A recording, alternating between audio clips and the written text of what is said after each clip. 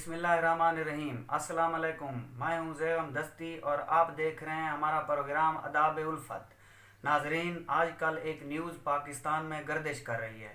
वो न्यूज़ एक अमरीकी खातून सिंथिया रची की है, जो इस वक्त पाकिस्तान में मुकीम है।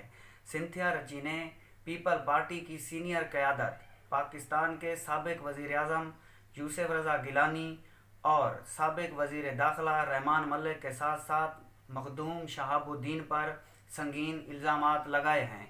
तफसील के मुताबिक सिंथिया रची ने 2011 में इल्ज़ाम लगाया है कि रहमान मलिक, जो उस वक्त वज़ीर दाखिला थे, उन्होंने उनको ज़्यादती का निशाना बनाया और इसके साथ वज़ीर आज़म यूसुफ रज़ा गिलानी और मखदूम शहाबुद्दीन ने उनके साथ दस्त दराजी की।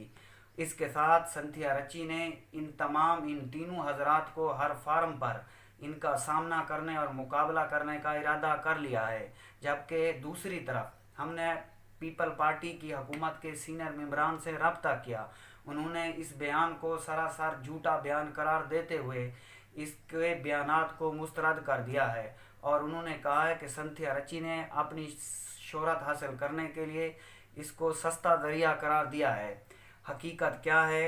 हकीकत से बाखबर रहने के लिए आप हमारे प्रोग्राम अदाब उल्फत को बाकायदगी के साथ देखते रहें और इसके साथ साथ हमारे चैनल को ज़रूर सब्सक्राइब करें और साथ ही घंटी के निशान को दबाएं, ताकि हमारी आने वाली वीडियो सबसे पहले आपको मौसूल हो।